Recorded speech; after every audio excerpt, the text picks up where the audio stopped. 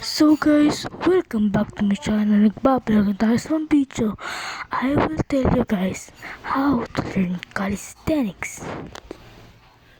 So wala naman itong edit kasi di ko alam bakit yung baka meron ako sa editing area, but kapag ginipost ko yung mapost. So bakit ganito lang mga video ko guys.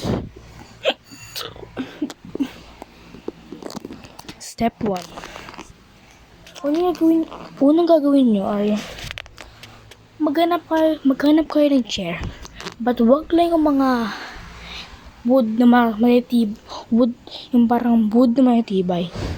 Parang ganito. Parang ganon. Basta konting malaki, konting pwede ka magkalgano or kaya mo gawin. Basta wag na yung parang di ganun matibay. Warning guys, basta wag yung parang matibay talaga. Wag yung di talaga matibay. Kasi baka masira yun sa weight mo. Hindi ko sinasaya mo baka. There's a chance na parang baka ka masira yun. Kaya fine, kung wala kayang ganun, antayin nyo pagkatapos ng ginawa ko. Okay guys? First thing gagawin mo, papakita sa inyo. Yung kamay nyo guys, dapat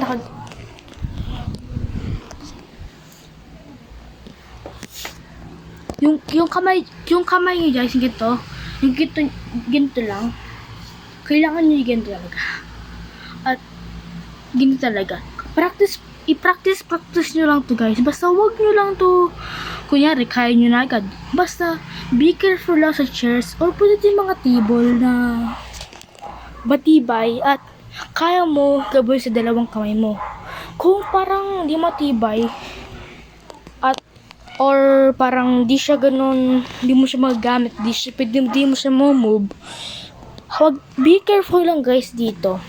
Kung kinda risk ito, but be careful. If you want to learn calisthenics, baka gusto niyo gawin yung baka ito, kung please, be careful lang talaga. Be careful lang kayo dito. So, ito, papakita ko sa inyo kung paano gawin to.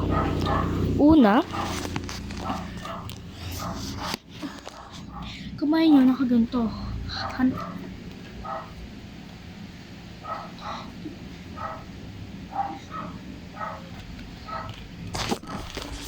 Dapat guys, hindi dapat yung hindi pinakababa, sa abot lang. Pakita sa inyo kung paano gawin. Tara. At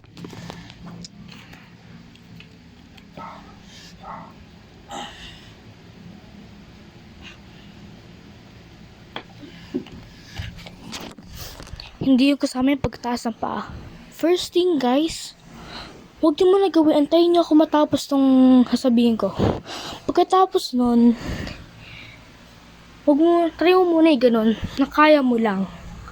But, be careful. I-grip mo talaga yung, mo. I-grip mo talaga yung parang, lalakasan mo yung mo. Grip mo. Laksan mo yung grip mo, guys. Kung di mo yung grip, sasabihin ko ulit. Kalimutan sabihin ko guys.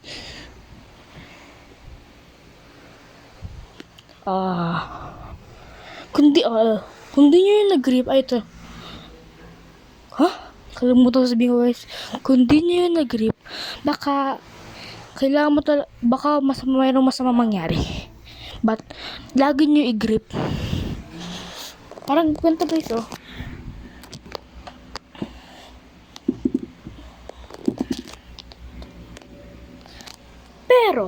Pero, kung magka-calisthenics na kayo, una kong gagawin, di ba nakaganto na kayo, huwag nyo agad ibaba ulo nyo. Baka sa upuan, baka mahulog ka sa mo. Una, sa ganito lang papakita ko, parang something lang. Papakita ko sa inyo. Parang pa ganito kasi. Nakaganto na kayo. Hindi nakikita, wait lang.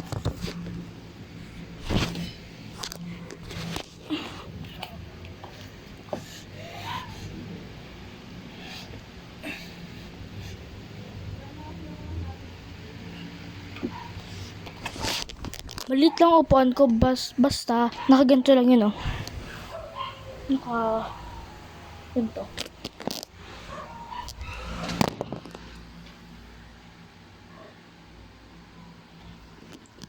Pagkatapos nun, try mo na itaas kamay mo. Kamay mo tuloy, paa mo. Hindi yung parang tatas mo agad about dalawang paa. Kung ano mo gagawin, ganito gagawin mo.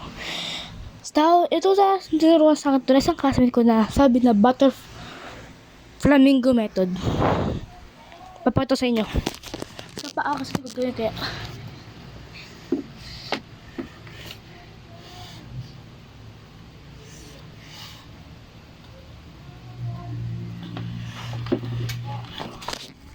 Itataas mo yung isang paa mo. Pagkatapos itaas paa mo, ituloy mo na yung isang mong paa. Pagkatapos nun, kung di mo talaga magawin parang di mo mataas, basta di madulas mo, sinusuot mo parang damit mo. Kung madulas, pag-change ka sa iba na hindi madulas. Kasi kung madulas baka ma-injury ka. At be careful talaga sa mga ganito. Ito yung pinakamadali. Pinaka-okay na pwede mo gawin. Ako, parang ginagawa ko pa lang to, but kunting nahihirapan ako. Una yung gawin, same din naman sa una. Same din sa una. Tama na rin yung same sa una. Anong gagawin? Diba, nakaganto na kayo. Ilayo mo ko ng konti. Ilayo mo. Parang pag ganito, guys. Okay, wait ang dilim. Ilayo mo ng pag ganito. At, pangalawa, ganun din, itaas mo lang paa mo. Kung na-master mo na yung ganon. Kasi parang pinakamadali. Kung gusto nyo pwede pag ganito kasi. Pag ganito. Ala nga, hindi pala. Unang gawin, pag ganito gawin nyo. Yung parang ginawa natin yung parang pag ganon.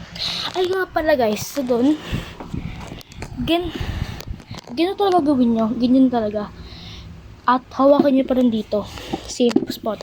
But guys, punta kayo sa ibang mga contents para di kasi parang hindi tama yung pag-explanation ko. But kung nag-gets nyo, gawin nyo na. But extra careful kayo dito. But ito ngayon, be careful din talaga. Hindi mo sobrang taas paa mo kasi baka ka ma-injury. Sakto lang kaya mo. Ganito guys, oh. Unang gagawin mo, ganito diba? Nakaganto. Ilalim mo guys kung gano'ng kaya nyo. At the same din, tayo mo taas paa mo. Basta malinis nyo guys. Ilapag nyo. Please, baka sadyan nyo touch dito mo. Sa floor. Mamakis mo. Kaya, extra be careful. Utang.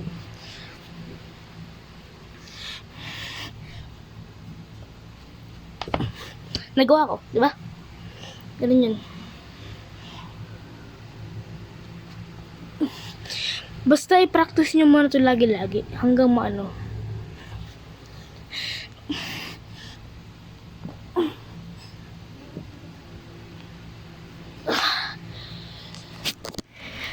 I-practice ko pa rin, but nahihirapan pa rin ako. But, tingnan yun sa end of video, 9 minutes pa lang. But papakita ko na sa inyo yung last final flash na papakita sa inyo na yung finally na ginawa nyo. Basta practice nyo lang to. Basta kung parang may sira upuan mo, parang mas konting sira, huwag mo na gawin yun. Baka kasi something may mangyari. Kaya yun, please lang, one more time, be careful. Okay guys, see you on the next video. Tuloy, papakita ko sa inyo to.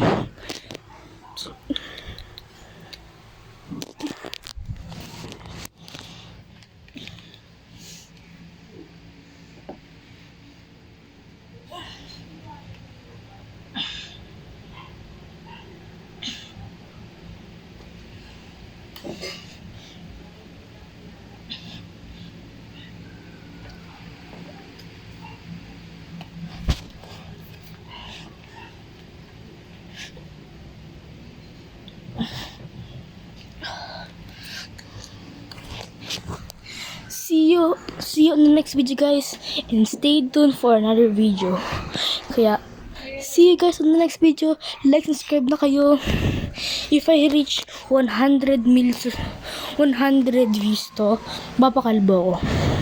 So see you on the next video. Peace.